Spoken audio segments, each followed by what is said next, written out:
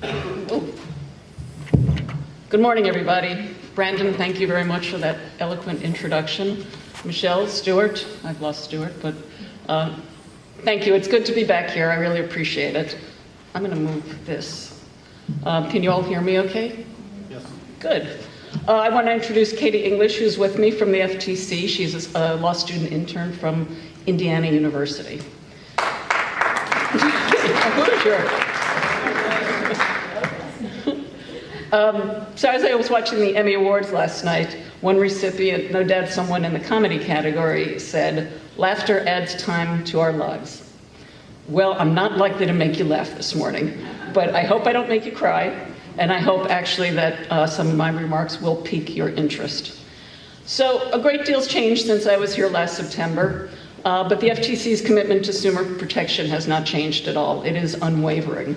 And it's fair to say I'm as busy as I have ever been.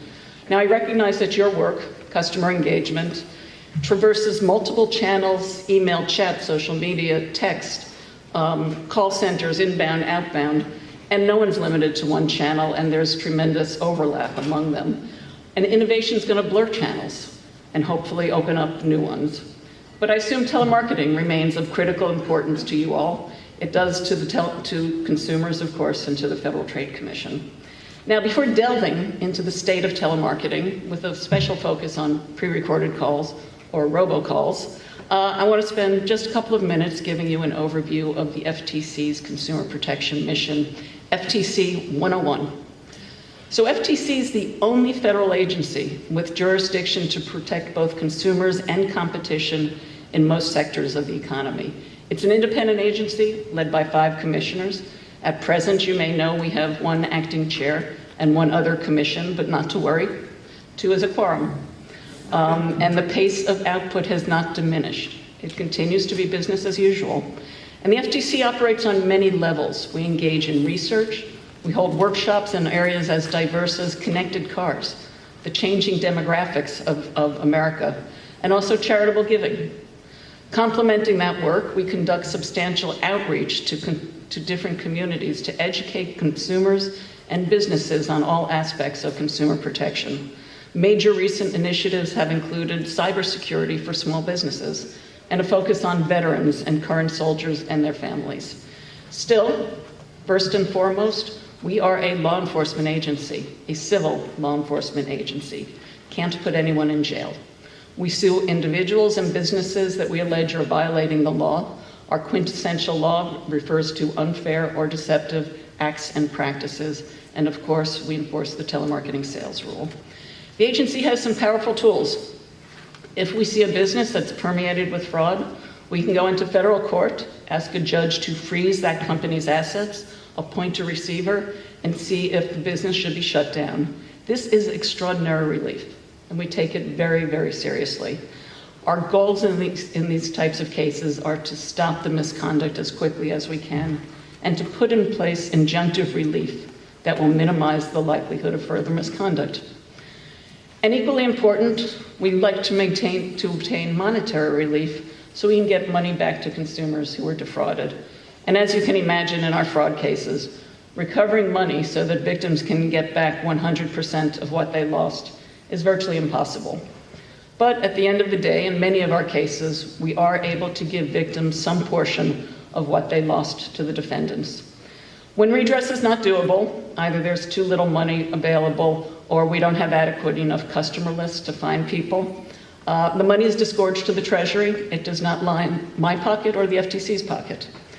In most instances, though, we don't go this extraordinary route. We try to first deal directly with the company, and typically we'll send a CID, civil investigative demand, seeking documents and possibly testimony relating to the business practices.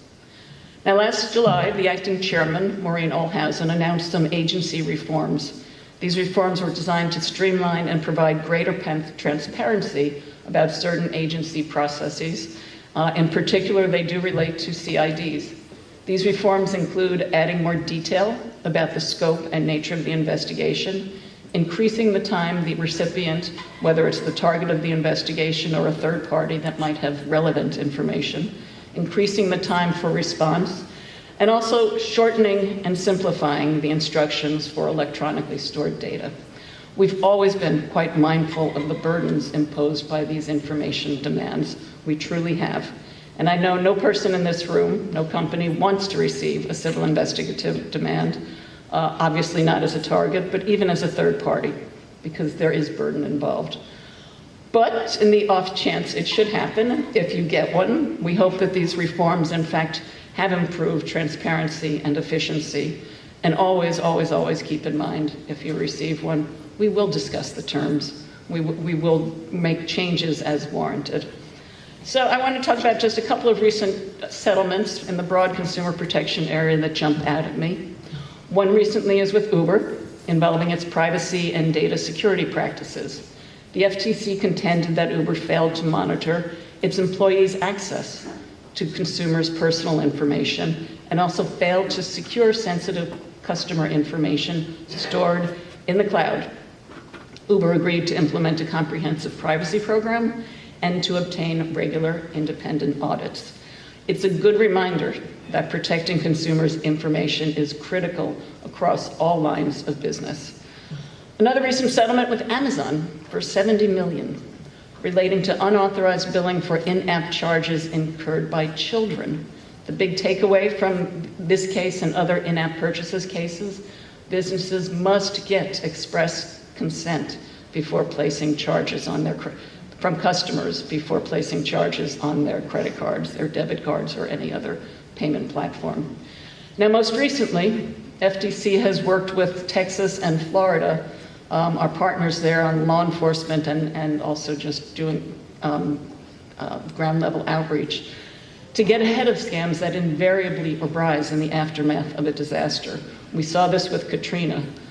We both post and push out a good deal of information relating to weather emergencies, and particularly what we see are job scams and charitable giving scams. So that's something that we're spending a fair amount of time doing now. And of course, the agency announced that it is investigating the Equifax breach. 143 million people is the public figure of who is affected. FTC, you may know, is the go-to agency for information on avoiding and mitigating identity theft. And it's fair to say our identitytheft.gov website is getting a good deal of traffic these days. So let's turn to the state of telemarketing. Let's start with some numbers. At the end of last fiscal year, there were 226 million actively registered numbers on the National Do Not Call Registry. And that number's held fairly common for several years. I think we added about 4 million numbers last year. Complaints. Do Not Call complaints are our number one complaint at the FTC. In January 2017, 8 months ago, we received $500,000 Do Not Call complaints. That includes complaints about live calls and robocalls. The number's been on a steady rise. When I looked at it just the other day, I almost fell off my chair. In August, we received some 925,000 Do Not Call complaints. That's nearly double.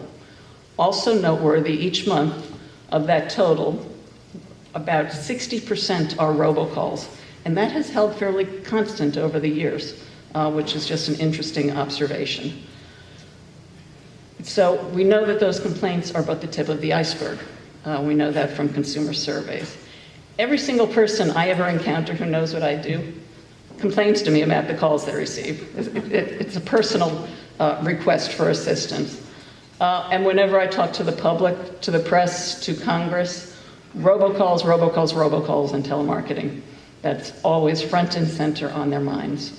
So simply put, illegal telemarketing remains a significant consumer protection problem. And these calls repeatedly disturb consumers' privacy. That's at best. And at worst, they're marketing fraudulent goods and services, causing significant economic injury. So I was talking to Stuart about this earlier. What are these complaints about? What are consumers saying? So about a year ago, we added a drop-down menu to our online complaint form to make it easier for consumers to tell us what exactly is the subject of the call. So here's the list, and this is from January to June 2017 timeline. Reducing your debt, credit cards, student loans, mortgages. Dropped call or no messages. That's the hang-up. Vacation and timeshares, warranties, protection plans, calls pretending to be from government, businesses, family, and friends. That includes the romance scams and IRS, Publishers Clearinghouse. Medical and prescriptions, energy, solar, computer and technical support. That's the call, hi, I'm from Microsoft, your computer's infected, can I remotely access it so that I can charge you to fix a problem that doesn't exist?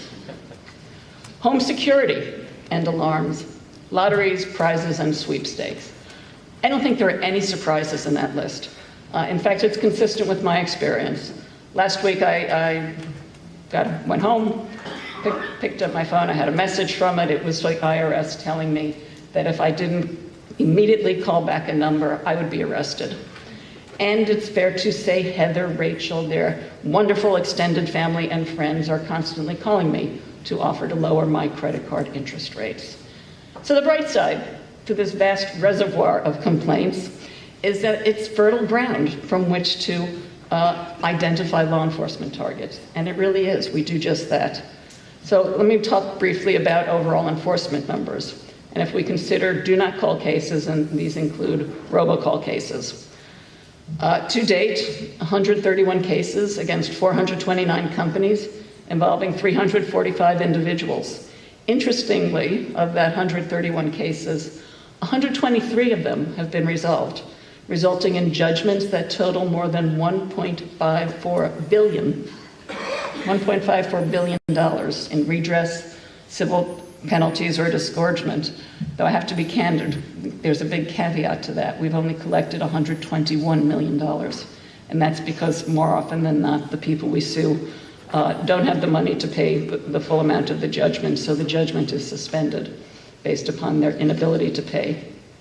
And I think you can rest assured these enforcement numbers will continue to rise. We will not give up.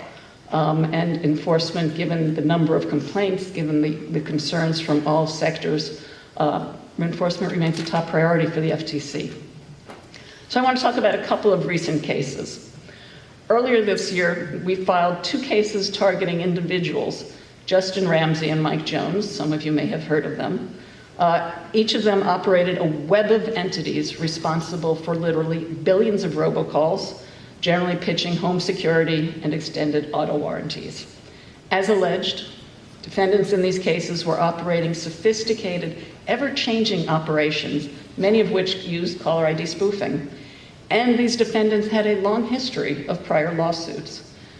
So as charged in the complaint against Mr. Jones, his companies actually helped their clients avoid dialing numbers associated with law enforcement agencies or known class action plaintiffs. So for example, a December 2013 email, this is in the complaint, Mr. Jones sent an email with a message to his dialing platform provider with the subject line, FTC staff DNC. Attached to it was a list of every phone number at the Federal Trade Commission asking for a report on whether calls had been made to those numbers. I mean, that's astonishing. And while I appreciate being spared a few additional robocalls at my desk, it's really hard to imagine a more brazen disregard for the law. But wait. Except perhaps for Mr. Ramsay. Mr. Ramsay, as alleged in the complaint, went so far as to use his own voice for making many of the pre-recorded messages. Now, doing that certainly helps law enforcement to prove who's responsible for the calls, so in that regard, much appreciated. The FTC successfully obtained settlements or default judgments against defendants in those 2 massive cases, imposing strong injunctive relief. I'll mention now a company that some of you have heard of, Dish Network. Dish Network, following a lengthy 2-part trial, the District Court for the Northern District of Illinois ordered a $280 million civil penalty judgment. And this one here, of course, the company is capable of paying it. There's also very strong injunctive relief. The case was originally filed in March of 2009, when the company was called EchoStar. So the Department of Justice litigated this case on behalf of the FTC. It's a civil penalty case, so they get first dibs, with extensive help from us and from 4 state plaintiffs. This is the largest do not call civil penalty ever obtained. The court in its findings identified 66 million violative calls. The injunctive provisions are noteworthy, as I mentioned. DISH has to ensure full compliance by its primary retailers. DISH must hire a telemarketing compliance expert. And DISH and its retailers are subject to unannounced inspections. Now, DISH has indicated it will file an appeal, so the case is far from over. Still, it's a landmark decision, and I hope industry is reviewing it in a thoughtful manner. And I know Michelle will be talking to you all about it tomorrow, which is terrific. This was hard-fought litigation, but it's well worth it in my view. And I think the most recent decision in the case, coupled with prior partial summary judgment decisions in the government's favor, make clear that a seller is responsible for, i.e. liable for, how its telemarketers do business and how its retailers market its products. It cannot bury its head in the sand when it hears complaints about unwanted calls. More broadly, in my view, the district court decisions in DISH, along with other fairly recent cases, support the legal principle that the seller can be held liable for how its marketers promote its goods and services. This principle extends across the board, regardless of whether your product is marketed by telemarketers, call them vendors, call them retailers, whether your product's marketed by online affiliate marketers, third-party contractors, emailers, and so on. And it doesn't matter if your marketers are located offshore, or in the US, of course. Pretending to be an ostrich is just not a good business decision. One last settlement I'll touch on, this one with Consumer Education Group. We allege that company made millions of illegal telemarketing calls to consumers on the National Do Not Call Registry. These were robocalls. It was part of a campaign to generate leads for third parties. The settlement underscores the perils for those engaged in lead generation. The complaint alleged the defendants created websites and landing pages that allowed consumers to complete an online complaint form, supposedly to get information about solar panels, reverse mortgages, even walk-in bathtubs, and other products. Defendants then used the consumers' names and address and phone numbers to call them, either by direct dialing or by robocalls, to gauge their interest in the products. None of the calls placed to consumers identified the operation by a name that the consumer would recognize as someone they had authorized to call them. And suffice it to say, no consumers gave express written consent to be called by the defendants. As such, we allege that the defendants were engaged in illegal lead generation. And of course, it's not just the lead generators that we've sued, we've also sued the sellers who purchased leads from others. It's not enough to have the lead generator say, it's okay, these leads are legal. You can be on the hook, even so. So stepping back, notwithstanding sustained law enforcement at the state and federal level, including significant criminal prosecutions relating to the IRS scams, the lay of the land is just not acceptable. Complaint numbers continue to rise, but I always want to emphasize that the increase in complaint numbers is not necessarily a proxy for an increase overall in unwanted calls, but it's not something we can ignore. I can't ignore that our monthly do not call numbers have nearly doubled, and they're now upwards of 900,000 a month. And this, all against a backdrop of sustained law enforcement halting billions of calls. And as I said last year when I was here, caller ID is just not an accurate predictor of anything any longer. It is discredited. So basically, though, none of this is new, and the FTC many years ago had started to push technological solutions with its first challenge. A challenge essentially a contest with a modest monetary award. So the challenge was to entrepreneurs, go develop a tool to help tackle unlawful robocalls with a focus on blocking technologies. Many of you are likely familiar with one of the winners of the first challenge, No More Robo, which states it has blocked more than 276 million robocalls, and which now offers a mobile product. The FTC hosted no less than 3 additional challenges. One on creating a honeypot to gather data on calls, one to analyze the honeypot data, and one more recently to develop algorithms to predict illegal calls.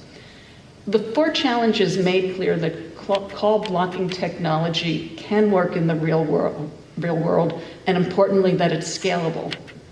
So complementing the ongoing national and international efforts to curb illegal calls, the formation of the robocall strike force last year created a vehicle that actually could identify and address specific hurdles, mainly in large measure regulatory hurdles, legal hurdles, that needed to be surmounted so that consumers and businesses could be better protected. Now, the FCC's recent notice of proposed rulemaking and notice of inquiry crystallizes that point. And I believe Mark Stonas from the FCC is speaking with you some point during the conference. And he may have more to say on this, on where the FCC is heading. But I want to discuss some of the specific comments that the FTC made in response to the FCC's notice. First, the FTC supported the proposal to allow a service provider to block calls using spoofed caller ID number when the subscriber makes that request. Now, the importance of such subscriber-initiated blocking came to vivid light when FTC staff, working with our federal law enforcement partners and a major provider, helped to block IRS scam calls which spoofed IRS numbers. These IRS numbers were only inbound numbers, so their caller ID no outbound calls were made from them, so call blocking was an obvious way to approach this problem. And widespread adoption of that kind of practice through the strike force has made a difference. Second, the FTC supported the blocking of calls that purport to originate from A, numbers that are invalid, B, numbers that haven't been allocated to any provider, and C, numbers that have been allocated but for which the provider hasn't currently assigned to a subscriber. Now, it seems likely that a calling party that's using spoofing caller ID for a number that's in any of those 3 categories is likely up to no good.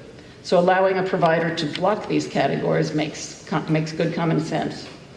Now, finally, the FTC's comments supported flexibility through what it called a dynamic process in developing standards for provider-based blocking of presumptively illegal calls. Such a dynamic process would look at multiple data points and make sound judgments made upon those various data points. And we would urge establishment of internal protocols managed by a dedicated team. By contrast, the other approach would be to try to establish fixed objective standards.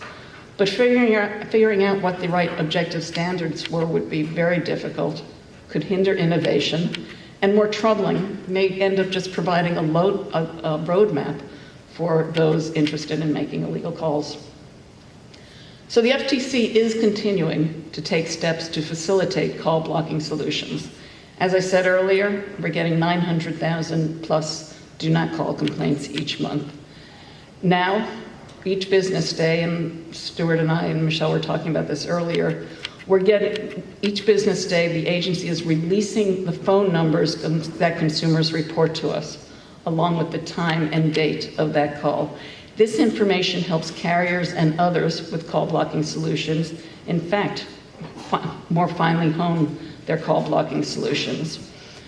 So that's a lot of data out there, and I always want to make sure people are aware these are just numbers that consumers are reporting to us. Numbers of calls that they received, that they report to us. It's not verified as an illegal call, but it is an unwanted call, obviously, if a consumer is going to take the time and effort to file a complaint.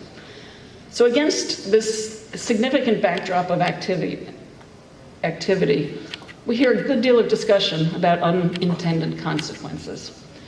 For example, what happens if, when illegal callers can no longer use unassigned numbers, they start using real people's real numbers, causing havoc for those people? What happens when call blocking technology inadvertently blocks legitimate calls? So each of these concerns was teed up in the FCC's notice, and the FTC touched upon it in its comment.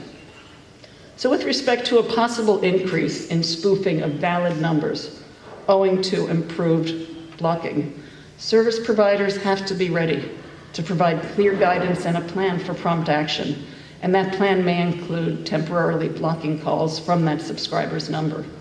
On a second concern, service providers are going to have clear procedures in place to work with any legitimate caller whose calls are inadvertently blocked. At the FTC, we're going to be keeping a close eye on each potential problem.